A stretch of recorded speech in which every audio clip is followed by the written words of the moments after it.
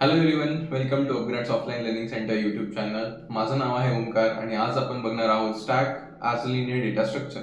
तर आतापर्यंत आपण जे डेटा स्ट्रक्चर शिकलो आहोत, for example arrays, link list, दोन्हीमध्ये एक गोष्ट सिमिलर आहे, जिथे आपण डेटाला स्टोअर करतो. सिमिलरली स्टॅकमध्ये सुद्धाही आपण हीच गोष्ट परत करणार आहोत, डेटाला स्टोअर करणार आहोत. पण स्टॅकमध्ये डिफरन्स हा आहे की डेटा आपण एका पर्टिक्युलर मॅनरमध्ये स्टोअर करतो. तो जो डेटा आहे तो या डेटा स्ट्रक्चर मध्ये पुश करताना, रिमूव्ह करताना एक प्रिन्सिपल फॉलो करत असतो. तर हा प्रिन्सिपल कोणता, हा डेटा स्टॅक मध्ये नक्की स्टोअर कसा होतो, हे आज आपण आजच्या लेक्चर मध्ये बघणार आहोत. So let's start with today's lecture. So सगळ्यात पहिले स्टॅकची डेफिनेशन काय आहे. The stack is a linear data structure that follows the last in first out principle, meaning the last element to added in the stack is the first one to remove. म्हणजे तुम्ही स्टॅकला या पद्धतीमध्ये विचार करू शकता की ही जी डायग्राम माझ्या समोर दिली आहे ही एक स्टॅक सारखी डायग्राम आहे आणि हे जे लेफ्ट राईट साइडला माझ्याकडे जे ब्लॉक्स आहेत ते स्टॅक एलिमेंट्स आहेत. तर मी एक एक ब्लॉक या स्टॅक मध्ये टाकणार आहोत. फॉर एक्झाम्पल, मी हा जो फर्स्ट ब्लॉक या स्टॅक मध्ये टाकला, त्यानंतर मी हा सेकंड ब्लॉक या स्टॅक मध्ये टाकला, त्यानंतर मी हा थर्ड ब्लॉक या स्टॅक मध्ये टाकला आणि ऍट द एंड मी हा फोर्थ ब्लॉक ही या स्टॅक मध्ये टाकला. ठीक आहे. तर हा जो फोर्थ ब्लॉक होता, हा फोर्थ ब्लॉक लास्ट एलिमेंट होता जो स्टॅक मध्ये इनपुट केला. तर हाच लास्ट एलिमेंट फर्स्ट एलिमेंट राहील जो स्टॅक मधून बाहेर सुद्धा निघेल. त्यामुळे स्टॅकला आपण म्हणतो की स्टॅक वर्क करतं last in first out principle वरती. Last in first out principle म्हणजे काय, की आपण जो एलिमेंट लास्ट टाकला आहे स्टॅकच्या आतमध्ये, तोच एलिमेंट पहिला एलिमेंट राहील जो स्टॅकच्या बाहेर सुद्धाही निघेल. ठीक आहे. तर पुन्हा आपण परत एकदा येऊ या डेफिनेशन वरती. स्टॅकची डेफिनेशन काय आहे. So stack is a linear data structure that follows the principle of last in first out. Okay. Meaning जो लास्ट एलिमेंट आपण आतमध्ये टाकला आहे तोच एलिमेंट पहिला एलिमेंट राहील जो स्टॅक मधून बाहेर जाणार आहे. तर कोर ऑपरेशन्स कोणते आहेत स्टॅकचे हे सुद्धा आपण आता बघू. पहिला स्टॅकचा ऑपरेशन आहे पुश ऑपरेशन. पुश ऑपरेशन म्हणजे स्टॅक मध्ये आपण जेव्हा जेव्हा एलिमेंट्सला ऍड करतो त्यावेळेस आपण यूज करतो हे पुश ऑपरेशन. फॉर एक्झाम्पल, जेव्हा समजा हे सगळे माझे एलिमेंट स्टॅकच्या बाहेर आहेत आणि मला आता ह्या एलिमेंट्सला वन बाय वन स्टॅक मध्ये एंटर करायचं आहे, तर मी कसं एंटर करणार. I will use a push operation here. मी हे पुश ऑपरेशन यूज करणार आणि त्यानंतर हा जो माझा एलिमेंट आहे त्या एलिमेंटला स्टॅक मध्ये पुश करणार. Same goes with another element. या एलिमेंटला सुद्धा मी पुश ऑपरेशनच्या मदतीने स्टॅक मध्ये एंटर करणार. तर या पुश ऑपरेशनला ऍक्च्युअल टाइम कॉम्प्लेक्सिटी लागते big O of 1. So push is add an element to the top of the stack. ठीक आहे. स्टॅकच्या टॉपला आपण हा एलिमेंट ऍड करणार आहोत. एक अजून महत्वाची गोष्ट, जेव्हा पण आपण स्टॅक बरोबर डील करतो त्यावेळेस आपल्याकडे एक रेफरन्स असतो जो की असतो टॉप. म्हणजे ज्या वेळेस स्टॅक मध्ये आपण एलिमेंट ऍड करतो प्रत्येक वेळेस हा जो टॉप आहे हा इन्क्रीमेंट होत असतो.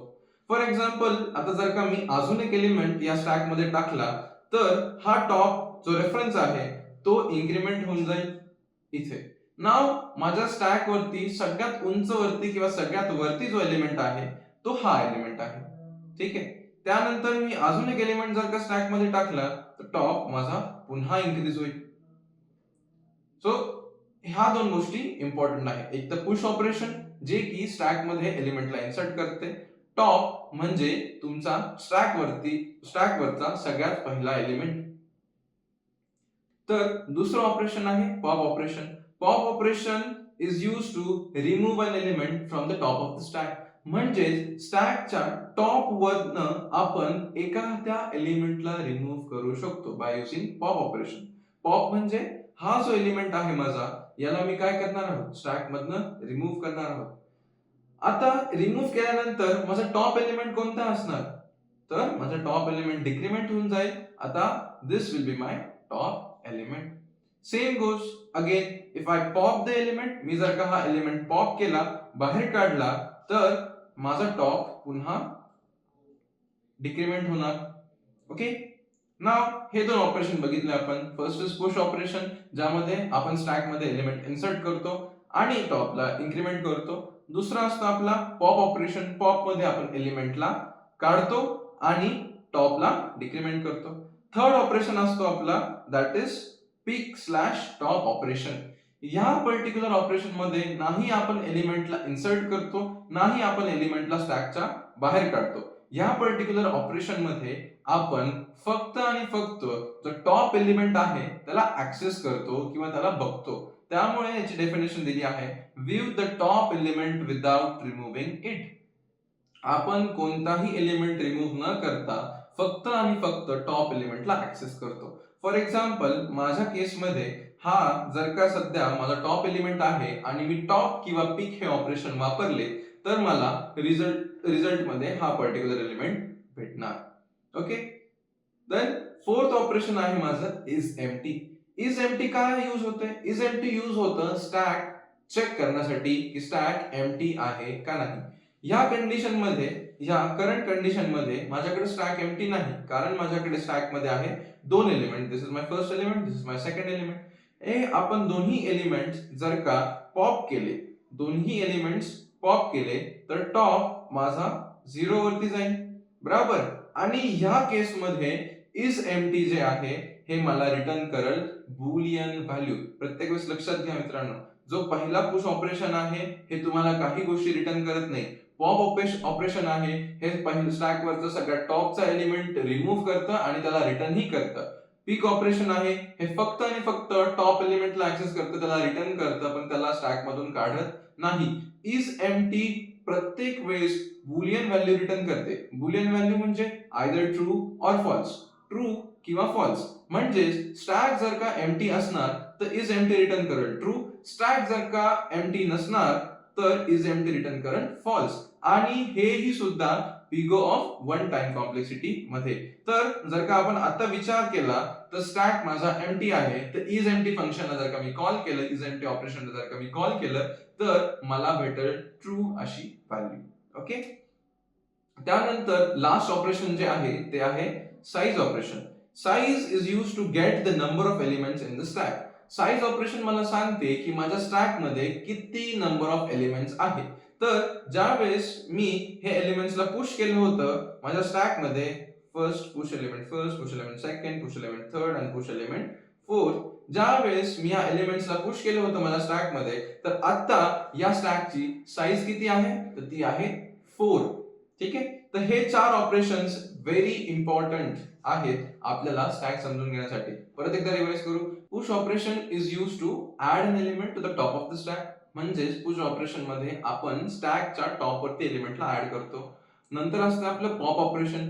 पॉप ऑपरेशन मध्ये आपण काय करतो? स्टॅकच्या टॉप वरती जो एलिमेंट आहे त्याला रिमूव्ह करतो. त्यानंतर असते आपले पिक स्लॅश टॉप ऑपरेशन. पिक किंवा टॉप मल्टिपल प्रोग्रामिंग लँग्वेजेस मध्ये ह्या दोन्ही गोष्टी वेगवेगळ्या असतात. फॉर एक्झाम्पल C++ मध्ये आपण यूज करतो टॉप आणि जावा मध्ये आपण यूज करतो पिक. पण दोघांचंही यूज केस, दोघांचंही इम्प्लिमेंटेशन एक्झॅक्टली सेम असतं, फक्त याला डिनोट वेगळ्या वेगळ्या पद्धतीमध्ये केलं जातं. तर पिक किंवा टॉप हे काय करतं? फक्त आणि फक्त टॉपचा जो एलिमेंट आहे स्टॅकच्या वरती त्याला रिटर्न करतं, त्याला रिमूव्ह करत नाही. ओके. फोर्थ ऑपरेशन आहे इज एम्प्टी. इज एम्प्टी काय करतो? इज एम्प्टी चेक करतो की जो माझा स्टॅक आहे तो एम्प्टी आहे का नाही. एम्प्टी इन द सेन्स की स्टॅक मध्ये कोणताही एलिमेंट नाही, तर तो रिटर्न करतो ट्रू. लक्षात घ्या की is empty is always returning Boolean value. Is empty प्रत्येक वेळेस तुमची बुलियन व्हॅल्यू रिटर्न करतो. ठीक आहे. आणि लास्ट ऑपरेशन आहे माझा साइज. Size very simple. आपण अरेची साइज बघितली, लिंक लिस्टची साइज बघितली किंवा अरेची लेंथ बघितली, लिंक लिस्टची लेंथ बघितली. सेम पद्धतीमध्ये इथे आपल्याला स्टॅक साठी साइज आहे जी रिटर्न करते स्टॅक मध्ये किती total number of elements present आहे. तर स्टॅकला इम्प्लिमेंट करण्यासाठी कोणकोणत्या अप्रोचेस आपल्याकडे आहेत? तर जर का तुम्ही मेजरली इन जनरल बघत असाल तर स्टॅकला आपण इम्प्लिमेंट करू शकतो दोन मेथड्सनी. पहिली मेथड आहे माझी लिंक लिस्ट. मी यूज करू शकतो लिंक लिस्टला टू इम्प्लिमेंट स्टॅक. मी यूज करू शकतो अरेजला as well to implement the stack. आणि depending upon different languages, different programming languages, आपल्याला इथे अजून एक मेथड भेटू शकते. फॉर एक्झाम्पल जर का तुम्ही जावा यूज करत असणार तर जावा मध्ये आपल्याला इनबिल्ट फंक्शन पण भेटतो, आपण तोही डायरेक्टली यूज करू शकतो फॉर इम्प्लिमेंटिंग स्टॅक. ठीक आहे. नंतर आपण बघू की कोणकोणते रिअल वर्ल्ड ॲप्लिकेशन्स आहेत स्टॅकसाठी. So for example stack are used extensively in function call stack. म्हणजे जर का आपल्या कॉल स्टॅकमध्ये मल्टिपल फंक्शन्स जात आहेत, तर हे सगळे मल्टिपल फंक्शन्स कुठे स्टोअर होतात? कॉल स्टॅकमध्ये. Expression evaluation and conversion, infix and prefix postfix स्टेटमेंट्समध्येही स्टॅक यूज होतो. Backtracking algorithm like maze solving or puzzle games, हे आपण backtracking algorithms graph theory मध्ये आपण बघणार आहोत. पण त्यावेळेस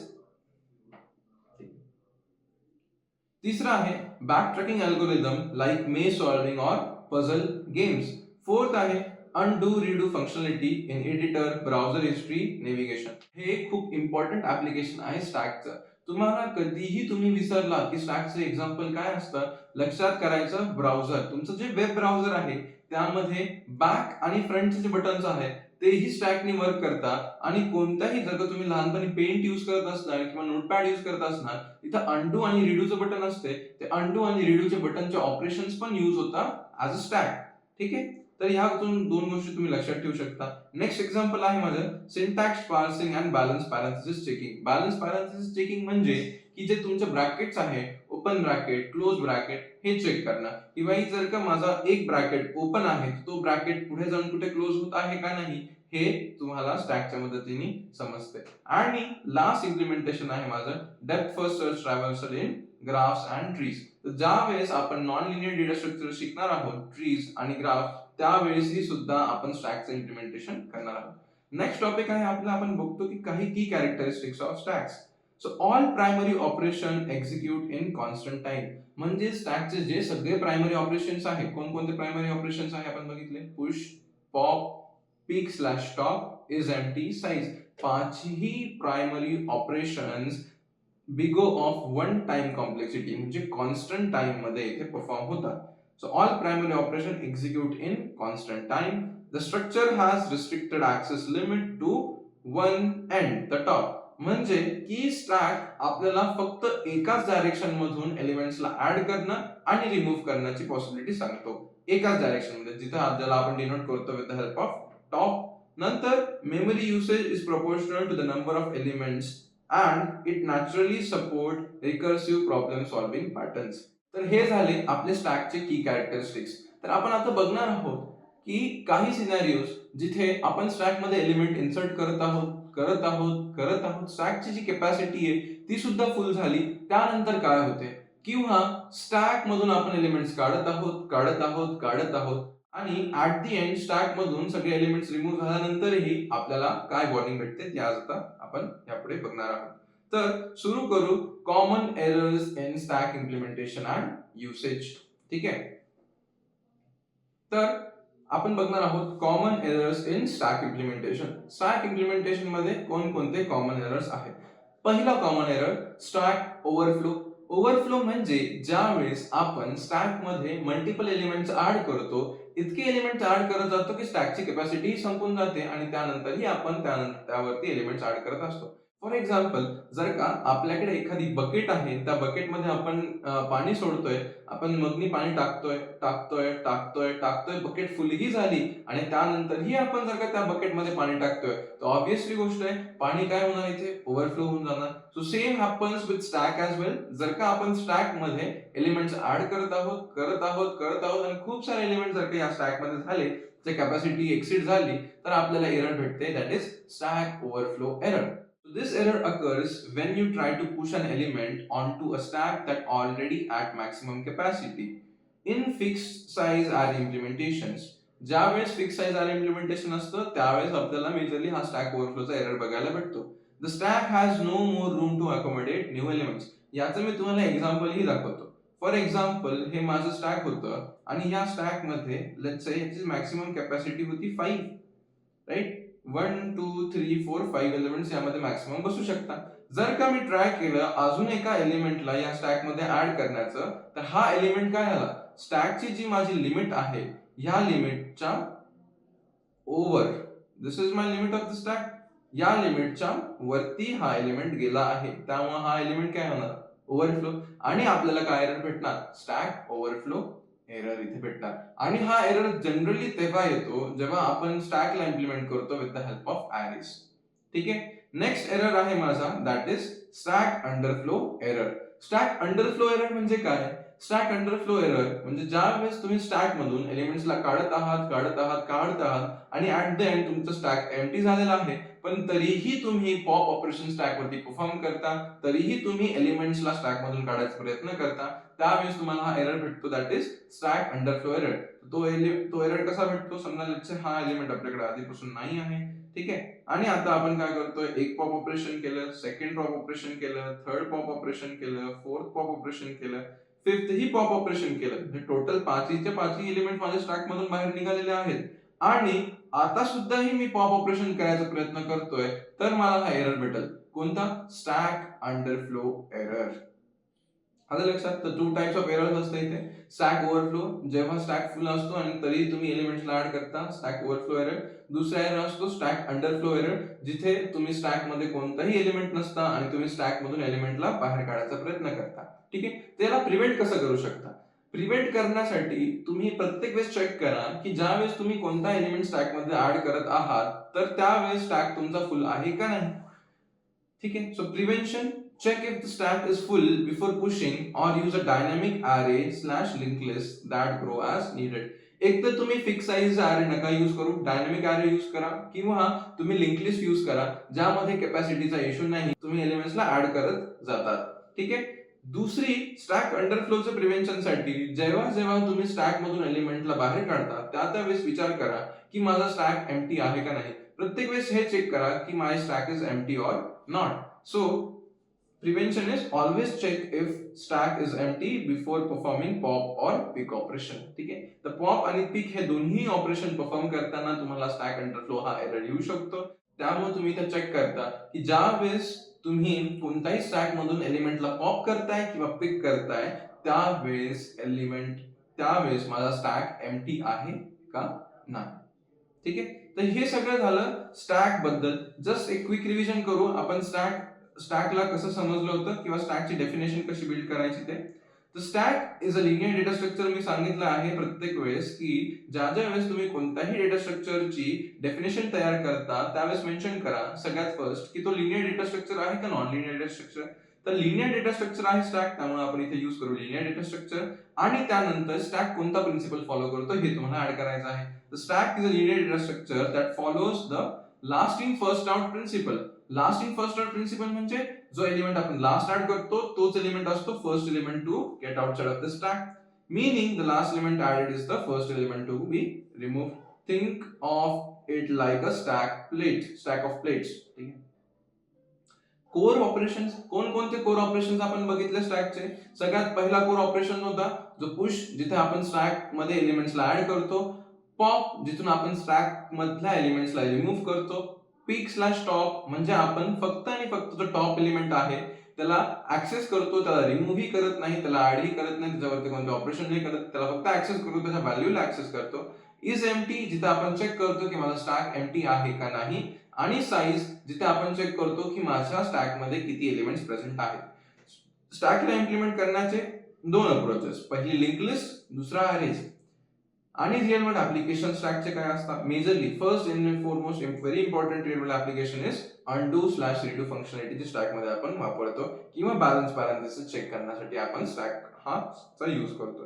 की कॅरेक्टरिस्टिक्स काय आहेत स्टॅकची, की स्टॅकचे जे सगळे प्रायमरी ऑपरेशन्स आहेत ते कॉन्स्टंट टाइम मध्ये परफॉर्म होतात. तर तुम्हाला ज्या वेळेस ही अरेज किंवा लिंक लिस्ट किंवा दुसऱ्या कोणत्याही डेटा स्ट्रक्चरची टाइम कॉम्प्लेक्सिटी जर कमी करायची असली, तुम्ही विचार करू शकता स्टॅकचा, कारण की यामध्ये जे प्रायमरी ऑपरेशन्स आहे ते फार आणि फार ऑप्टिमल आहे, कारण की टाइम कॉम्प्लेक्सिटी इथे फक्त कॉन्स्टंट असते. ठीक आहे. पण जेवढे ऍडव्हान्टेजेस आहेत तेच रिस्ट्रिक्शनही आहे की स्टॅकच्या आपण एलिमेंट्सला फक्त आणि फक्त टॉप पासूनच ऍक्सेस करू शकतो. टॉपच्या बाहेर आपण ऍक्सेस करू शकत नाही किंवा टॉपच्या व्यतिरिक्त दुसऱ्या कोणत्याही रेफरन्सने, दुसऱ्या कोणत्याही पॉइंटरने आपण ऍक्सेस करू शकत नाही. Memory usage is proportional to the number of elements and it naturally supports recursive problem solving. Memory usage खूप सिंपल आहे. जेवढे जास्त एलिमेंट्स तुम्ही ऍड करत जाणार स्टॅक मध्ये, तेवढी मेमरी स्टॅक कंझ्युम करणार. आणि stack is very useful for recursive problem solving. Recursive problems जे आहेत ते तुम्ही स्टॅकच्या मदतीने एफिशिएंटली सॉल्व्ह करू शकता. ठीक आहे.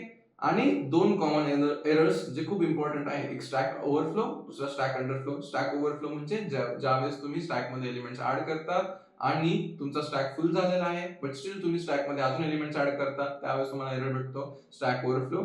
आणि स्टॅक अंडरफ्लो म्हणजे ज्यावेळेस तुम्ही एलिमेंट्सला रिमूव्ह करता, पण इतके रिमूव्ह करता की स्टॅक आता एम्प्टी झालेला आहे, तरी सुद्धा तुम्ही स्टॅकमधून एलिमेंट्सला रिमूव्ह करताय, त्यावेळेस तुम्हाला एरर भेटतो स्टॅक अंडरफ्लो एरर. तर आजच्या लेक्चरमध्ये आपण बघितलं आहे स्टॅक. नेक्स्ट लेक्चरमध्ये आपण बघणार आहोत स्टॅकचे इम्प्लिमेंटेशन युजिंग ॲरे आणि लिंक लिस्ट आणि कोडिंगमध्ये आपण स्टॅकला इम्प्लिमेंट कसं करू शकतो. तर stay tune with the series. Thank you guys for watching.